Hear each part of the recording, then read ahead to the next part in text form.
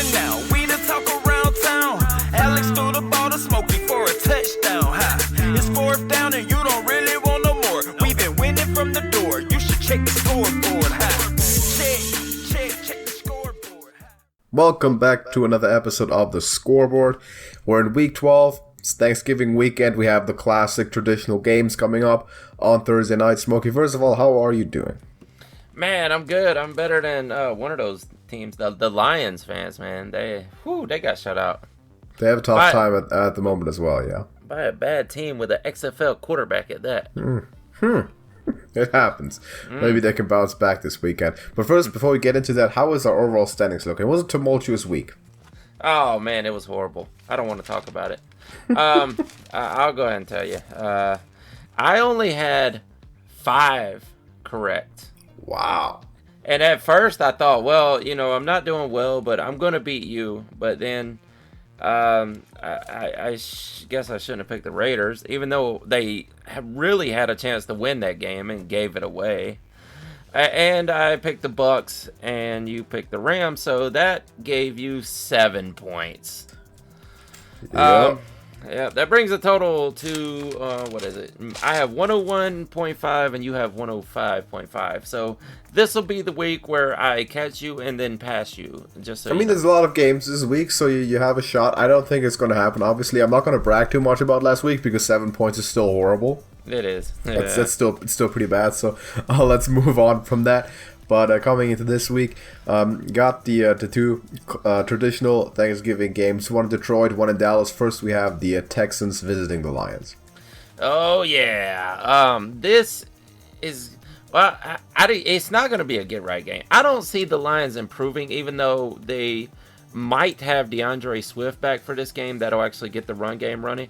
But Peterson and Carrion looked really bad in that game. But then again, everything looked bad. I don't know if it was the Panthers' defense just showed up all of a sudden, or if it was Stafford's injury. Whatever did it, man, they just could not get anything rolling. And the Texans put one over on the Patriots, which we didn't even expect. We both picked the Patriots for that. Deshaun Watson, affirmed by the owner of this team, he is still our man, and the new head coach will be to Deshaun Watson's approval. So actually, Deshaun Watson is picking the next head coach. I'm gonna go with the Texans because they have no reason to tank at all, and the Lions, maybe they do at this point. We'll see, but I'm gonna go with the Texans on the road. It's always been tough for the Lions, kind of, because they've always been in tanking range, though they never had a reason to tank in terms of quarterback, because Matthew Stafford's always been their best and sometimes only good player. So it's kind of a weird spot to be in, but after that horrible performance, and Houston also beat the Patriots, which unexpected. That was a get-right game, like you said, for the Texans, if anything. And this is going to be another one. I think there's not going to be a lot of celebration. They're not a turkey leg running around in Detroit. The Texans are going to win, and they're going to win rather easily. The Lions look a lot worse than they did at the start of the season, which is also very traditional for the Lions to do. Just get worse as the season goes along. There's probably going to be a coaching change in the offseason there. The roster is better than it's been in a while. A lot of talent there, but some changes needed. So I will take the Texans here. We have the Washington Footballs at the Cowboys. And I told you to bet on the football team last week. I'm glad you didn't, or I would have gotten beaten by even more, I guess. But the football team actually looked halfway decent last week. Alex Smith, although he's not out there setting the world on fire, but he can hit those short passes all day, it seems. And the Cowboys actually got their offense rolling like crazy with... I guess for what it is. It's Andy Dalton. It's not Patrick Mahomes out there, but he looked good, and the Cowboys' offense looked good, and the football team's defense looked good. So this actually is kind of hard. I do think I'm going to go with the football team on the road. I'm going to say that this is a low-scoring game, and it's probably not going to be very exciting. I was really hoping for you to go with Dallas after that surprising win so I can get another one over on you. I'm also going to pick Washington. Alex Smith is looking really good, yeah, and you're saying, he's playing well. He's not setting the world on fire. He's never done that. He's always been this kind of quarterback. The fact that he's playing like this after coming back from the type of injury that he had is remarkable. And he's the best quarterback on this team. He's going to be a starter. Ending the season, potentially going into next year, because he is a serviceable, average NFL average starting quarterback, as he's been before he got hurt for a long time. So that's remarkable for one, and that makes the team better because they're a bad team.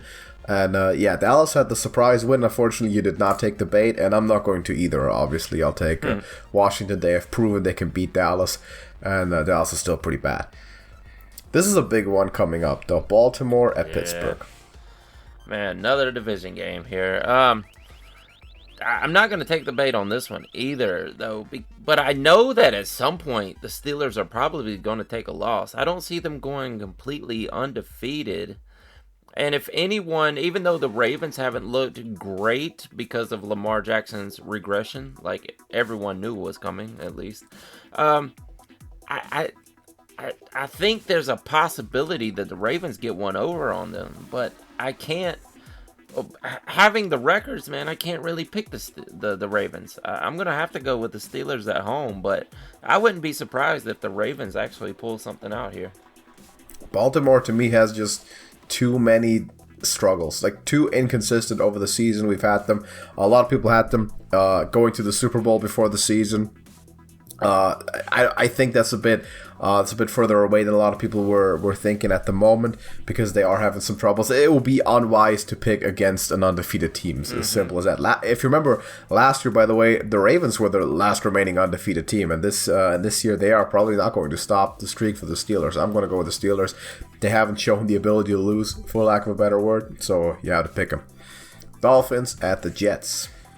Man, talk about a 0 in the record. The Jets still haven't won a game. And I don't think it's going to start here. I mean, the Dolphins didn't look great. Tua actually got set. I know you had mentioned that, he had the issue with his foot. But Brian Flores actually came out and says that Tua was benched not because of injury, but because of...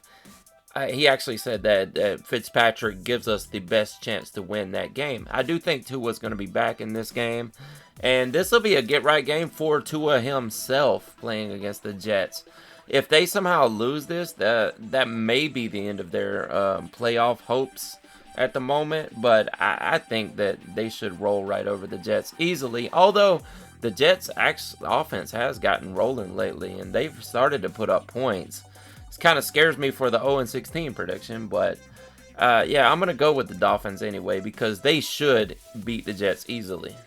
The Jets should. The Jets came embarrassingly close to beating the Chargers last week, which was kind of unexpected a little bit. And we should kind of make a poll about whether what's going to happen first. Do the Steelers lose or the Jets win? What do you think? Oh, I think. Oh man, I think the Jets. I don't know. I think the Steelers are going to lose one before the Jets. I'd agree.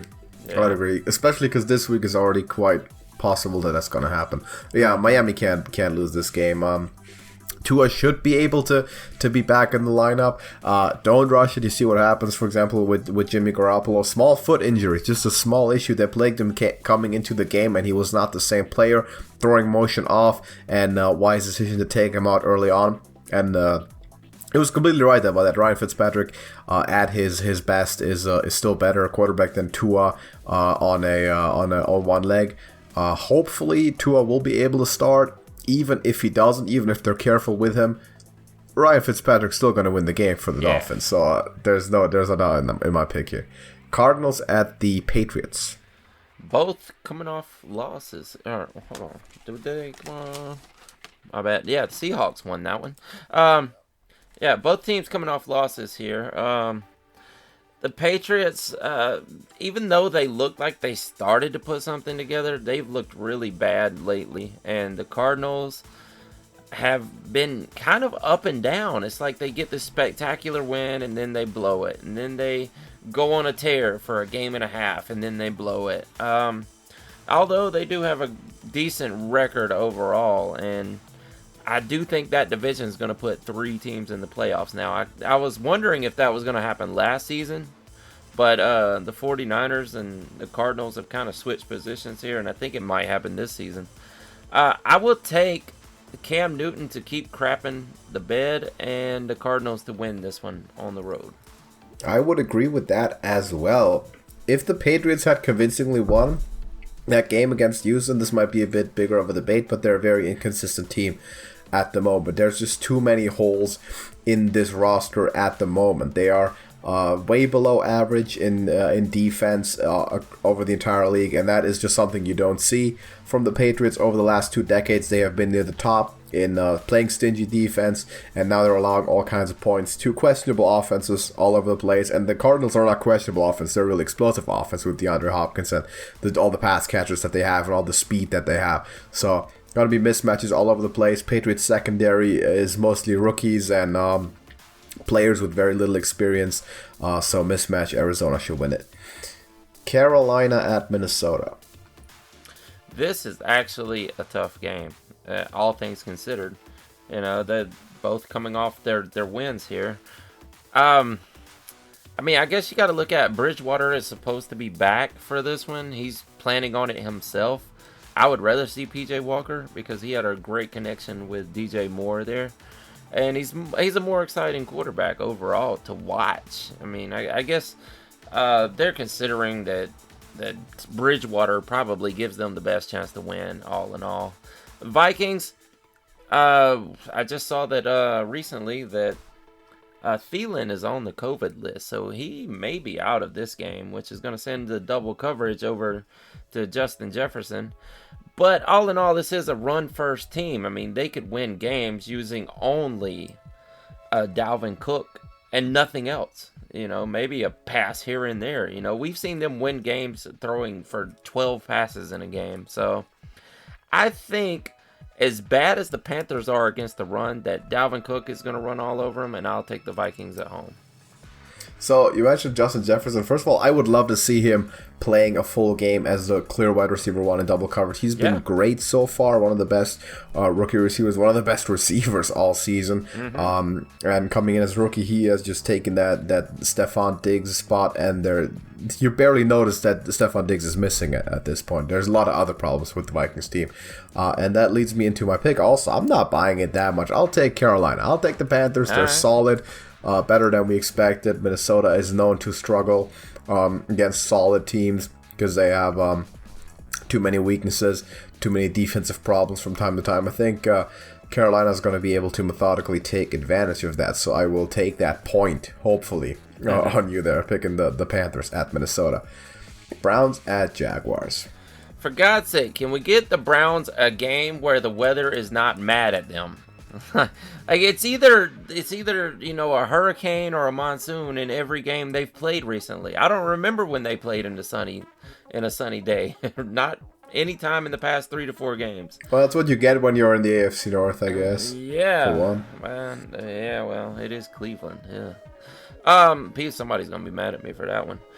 But they're playing down in Florida now, so hopefully they can get a sunny day to play in, and we can see if the Browns actually have improved on this offense recently. You know, all the pieces are back for the most part. So the only thing they're missing is on defense. They're missing Myles Garrett. I think that's the only big player that's out right now. So I'm gonna say that the Jags keep losing and the Browns keep winning. I'll go with the Browns here. Well, look at it this way, right? If the weather is terrible, the Browns have terrible weather in Cleveland 300 days a year. But the team that's not used to that, is going to be the Jaguars, right? So somehow, if it happens to be a freak snowstorm in Jacksonville the first of the year, it's going to only favor the Browns, I believe. That's not going to be home field advantage at all in that case. So if the weather is freaky, it should be favoring the Browns. What's also favoring the Browns is that they have been the more consistent team. They play good defense. They have a running attack that can't be stopped, that can be slowed but not stopped, and they still have explosive wide receivers. So even with Odell out, so I'll take the Browns as well. I agree with your pick there. I'm not sure where Jacksonville is heading there. Curious to see what happens in the offseason, but they're not going to win the game. This one's a closer one, I believe. Titans at Colts. Yeah, this may be the game of the week. Both with the exact same record here, and the Colts have a surprising win over the Packers, and Titans have a surprising win over the Ravens. For a while there, I thought the Titans were trending down and they were just losing momentum, but they kind of regained it all in that game, and Derrick Henry is still the beast that he is, and the colder it gets, the better Derrick Henry is going to be, and that's kind of scary considering how good he is right now. It's tough. Quarterbacks, about even, I would say. Receiving units, pretty close. I would give A.J. Brown the slight edge over. I guess they're going with Michael Pittman right now, T.Y. Hilton is pretty much done, but Michael Pittman's going to be a good replacement. I think I'm going to take the Colts at home in this one. Man, I wanted to make that pick. I was hoping you pick the Titans so I could make my point. I was hoping you would talk about Derrick Henry for 2 minutes and then let me swoop in and make my point. That the Colts defensive front is monstrous. They are ferocious, and this team seems to be getting better. They underperformed for the first half of the season. They are now playing where they are supposed to be playing, expected to be playing. I agree, and I will pick the Colts to win this game. Beating the Packers is not an easy feat, and they held on. And of course, you can't really stop Aaron Rodgers, but they proved that they're the better team at all other positions, and they held on. Giants at the Bengals. Well, here's a phrase I use a lot. One of these teams is trending up, and the other one is trending down, and it is very easy to see which ones. Now, I hate it that Joe Burrow is injured, and it looks like he could miss an entire season and a half with that injury.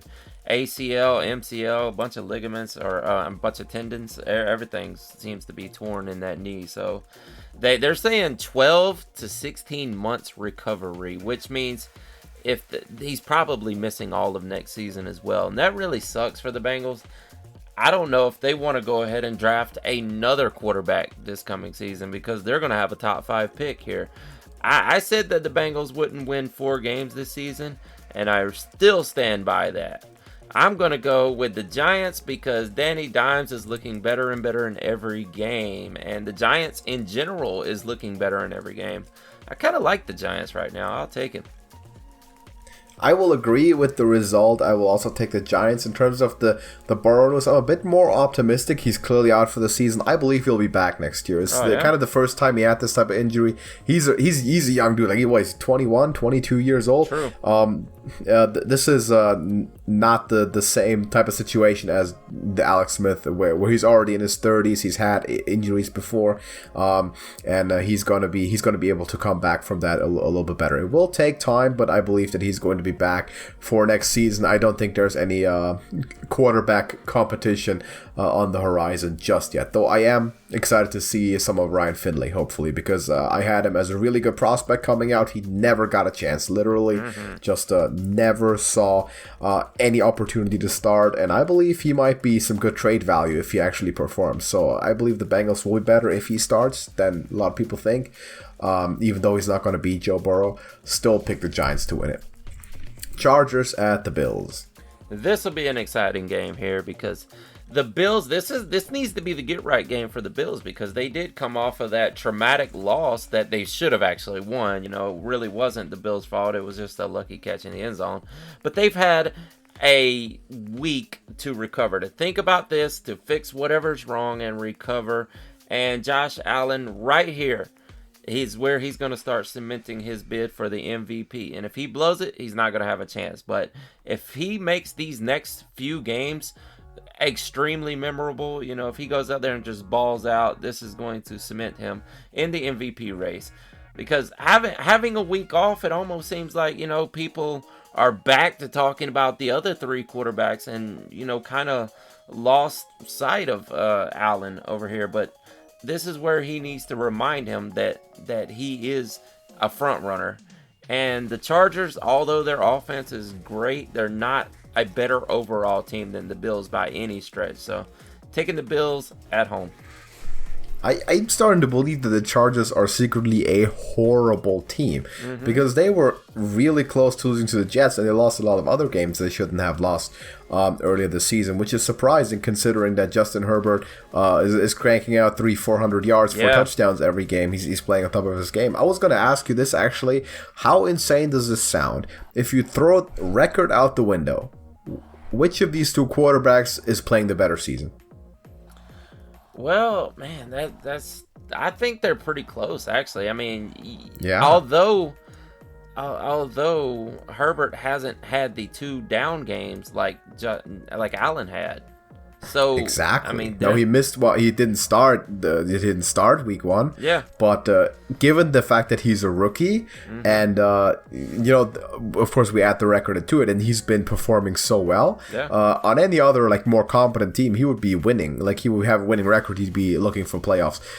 So I think that's an even more extraordinary season than we are seeing from Josh Allen. Now that being said, of course, wins matter for MVP. So Josh Allen is the one who could win MVP out of these two. Justin Herbert never will. He should win Offensive Rookie of the Year most likely, but just a thought experiment there. So it's going to be a good matchup at quarterback. That being said, I take Buffalo because they're the better team anywhere else, and they are going to win the game. They're going to go to the playoffs. Still want to see them against the Dolphins with Tua, a healthy Tua. That's going to be the battle for the division this year, but they're going to beat the Chargers. The Raiders against your Falcons. Oh man, the frauds versus the losers. The Falcons can't. Man, I don't know what happened here. Like they're not that bad. Like I don't know, man. I mean, and people are just blaming it on Julio. Well, Julio's is not on the field. The Falcons can't do anything on offense. But we've seen them score decently. I mean, maybe the Saints are just that good. I mean, maybe their defense is the best in the league. I mean, they are starting to look what they did to the Bucs. So maybe that's a possibility. But the Falcons are not really looking to win out. I mean, I don't know. Maybe they are, but there's really no point in it at this point. It gets you a high draft pick. Raiders are frauds, I guess. They're looking pretty good though. They almost beat the Chiefs. They did beat the Chiefs. I'll tell you what though. It's in Atlanta, so it makes it harder. But I'll take the Raiders on the road to beat the Falcons. Okay. Well, of course, I will also take the Raiders on the road here. I mean, I explained last week and the weeks before how fraud teams work like the Raiders, right? They lose a game, and then they win a game in convincing fashion. At the end of the day, they're going to be 8-8 and probably not even win a single playoff game. So this is one that they're going to win. Wouldn't be surprised if they show up in their best form and win this game by 3 touchdowns, honestly, by 20 points. Wouldn't surprise me, because that's what frauds do. They're going to come back some other week, and they're going to lose in crunch time. So, Raiders, this is the up week for the fraud team, and it's going exactly by plan. So the Raiders are still frauds, and they are proving it every week. Niners and Rams, Speaking of MVP talks, I actually heard someone throw Derek Carr into that mix. Who was that? Who was that someone? Who was it? It was, I think it was a Pick Six. It was one of the podcasts. Okay, so but, if we can do that, just throw anyone in the mix. How about Justin Herbert?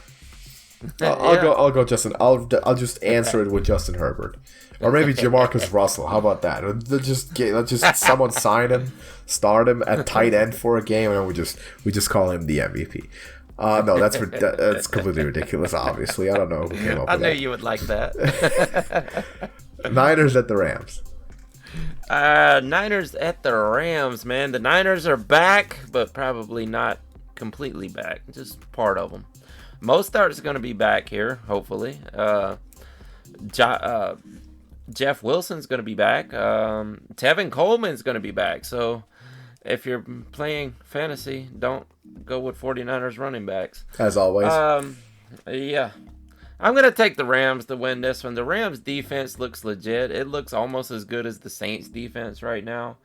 And the Rams are playing great. I mean, it was close against the Bucs. I mean, but the Bucs were only in that because of Tom Brady, of course. So hey, I'll go with the Rams here. They look good. Yeah, I would agree. Though they lost the first game, as it seems that Sean McVay is somehow unable to beat Kyle Shanahan, but I think that curse is going to break in this one because that first game was with Jimmy Garoppolo, and this one will not be.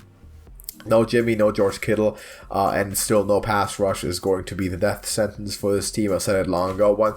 Basically the Seattle game where Jimmy and Kittle went down and were out for the season. The season was over, and there's no competition there for the division this year. And they're going to be looking towards next year as well. Looking at the Rams, though, they very much are in playoff hunt, and they're in a good position too, coming off a huge win. So they should continue that this week. But it is definitely a trap game. So if you have an inclination, this could be a good betting target, maybe, because the Rams are like 7-point favorites, which some people might get suspicious when they hear that.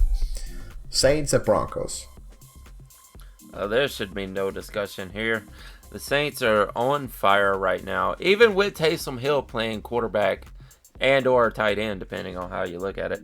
But if you are playing fantasy, they corrected that now. You're not allowed to put Taysom Hill in your tight end slot, but I took the 24 points out of it. But yeah, apparently a lot of people pitched a fit over that one. There's no way the Broncos, even being at home, like, how are they going to beat the Saints here? They just don't have it. I don't care if it's Ripien, if it's Locke. I mean, they got the great receivers, but they can't beat them. I'm going with the Saints. Totally agree. This team is not ready for Denver. It's going to take a year or two more. See if you have all the coaching, everything. Maybe question some of that if you have everything the way you want it, and go back to the drawing board. Saints are still in win now mode, trying to go to the playoffs, and I guess they can't go too wrong with whatever quarterback they end up starting. So even if it's going to be Taysom Hill, Jameis Winston, whatever, they're going to win the game. Kansas City at Tampa. How about this one? Man, when we made predictions for records in the entire league, I had the Patriots and the Bucks going 8-8 this season. Now, Patrick Mahomes and the Chiefs are going to help me out here and hopefully help make that come true, because nothing warms my heart than seeing the Patriots and Tom Brady on separate teams going 8-8 simultaneously. I'm going to take the Chiefs to win this one. There's no reason they should lose this. Yeah, I would agree with that, actually. I think a lot of people are going to have the delusion here that this is going to be like really close, and it might be, but in all likelihood it should not be, because the Chiefs are just a much, much better team than Tampa Bay. There's Tampa Bay kind of struggling, not necessarily compared to past years, but compared to the expectations they came in with, which we kind of knew were unrealistic. They're not the best team in the NFC. They're probably not a top 3 team in the NFC. Yeah, they might make the playoffs. They're probably not going to the Super Bowl. And Kansas City, I'm going to pick them to win there. I think we've figured it out by now. This one's an old classic here coming up late at night. The Bears at the Packers. Yeah. Well, one of these teams is frauds. You know what? Actually, who was it? It was a different podcast. Oh, I think it was Mark Schlereth. Actually threw the Packers into the fraud category. Okay. Yeah, he's like, I can see they're it. just. I can see it. Think? I mean, not as bad though. Not as bad a fraud, because they're the type of fraud like last year, right? They make it to the NFC Championship game, like they look really good because Aaron Rodgers is that good, until they eventually get exposed, and then it's bad. But they're not the kind of fraud that the Bears or Raiders are, where they look good all season. People put them in the championship game, and then they lose their first playoff game. Yeah, and I need to correct that. It was actually Mike Evans, his partner, that said it, and Mark Schlereth actually corrected him that they're not frauds only because they have Aaron Rodgers. The team is a fraud, but Aaron Rodgers makes the team legit. I think we've said that plenty of times. So, but the Bears are complete frauds, and I still don't believe in Mitchell Trubisky, Nick Foles, or Matt Nagy. So I'm going with the Packers here. Yeah, I don't believe in any of the quarterbacks there either. Sense just tells me go pick Aaron Rodgers. It's Chicago. He wins against Chicago. It's at Green Bay. It's Aaron Rodgers. And I don't see a reason for a disturbance in the force that would cause this to change. So I'll pick the Packers, and I'm gonna agree with you there. We'll see how the Bears continue though. We might have to talk about that. Seahawks at the Eagles for Monday night. Well, I need you to pick something else, man. I'm not gonna make up my points if you keep picking the same teams as me. Just. You want me to pick the Bears? Yes, I want you to pick the Bucks, the Bears, and the Eagles. Well, you pick the Eagles. I mean, you get the chance to go first. Pick the Eagles. No. Listen. This is how it works, right? If you are down points, you're gonna have to make the bold picks. Hey, I did that last week with the Raiders, and that didn't work out. Well, I mean, so did I with some of them. Yeah. Well, anyways, the Seahawks, are still a dominant offense, and the Eagles are still a indominant offense. Their offensive line is horrible, and it's making it actually is, man. I watched this back, and it actually is making Carson Wentz look like he's incompetent out there because that offensive line is so bad. It's not the thing that we saw with the Bengals and Joe Burrow where he was actually making competent plays. And I don't know, maybe it's the knee injury that he had because, he used to be a great mobile quarterback and he's not doing that anymore. Like, he's not getting out of the way of trouble. But the O-line is just horrible. I mean, the Eagles are bad and the Giants are going to win this division now. Who saw that coming? I mean, I guess it's still possible for the Cowboys to come through, but and the football team. Jesus Anyone. Christ, this sucks, man. But the Eagles probably are not going to win this division. I'm going to go ahead and say for right now the Eagles are counted out. Going to take the Seahawks on the road. They should easily win this. The thing is that the Eagles could just be favored to win the division if they just win this game, and the next week it's going to be different completely because this division is really that terrible. I'm taking the Giants right now, though. As much, you know what? If we're playing that game, I'll take Washington. Why not? I'll take Alex. Right. What was I going to say? Okay, so as much as I do like making the heroic pick, I don't like making the idiot pick. So I've done it a bunch over the last few weeks. It's paid off in some degrees because last 4 weeks has been the time where I've made points on you with those picks. But this is not one of them. I mean, this would be insane to pick Philly with what's currently going on. Seattle's really solid. Now, this could be a high-scoring game, and as could be any game where Seattle is involved because they have one of the most explosive offenses and one of the most historically terrible defenses in the NFL. So that could be, but only if the Eagles play along, if they actually get to score. And as you mentioned right now, doesn't really look like anyone on the Eagles offense is interested in scoring much because they are blocking invisible people. They're running routes that no one has ever drawn up ever. I have no idea what to even say about. They look like a high school team that's like calling like no huddle offense or just calling stuff that doesn't make sense. So it's bad. So they're not going to win the game, even if it's at Philadelphia. It could be a trap game. People could argue. I don't think so. I'm not buying it one bit. So Seattle to win it.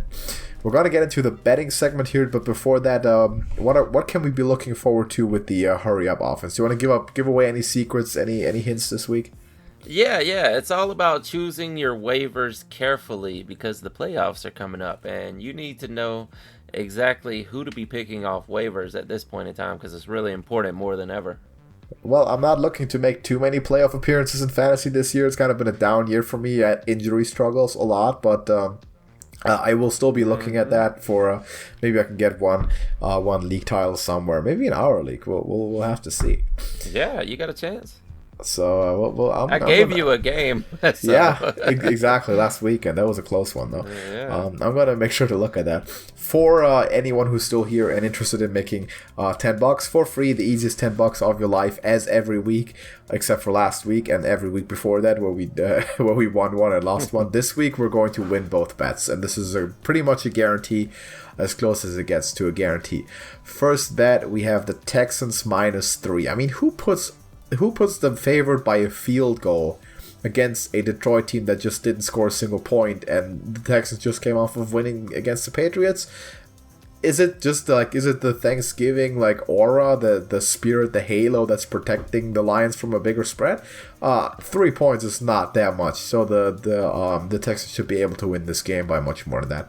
And the other one is also actually picking the favorite against the spread. We have the Seattle Seahawks minus 5.5 against the Eagles. This also seems like a very generous Philadelphia spread to me. It's prime time, it's at Philly, but the difference in team is more than 5.5 points, let's be honest. So I would not be surprised to have this be a double-digit difference. Both of these games make too much sense not to bet on them. $5 on each, easiest $10 ever.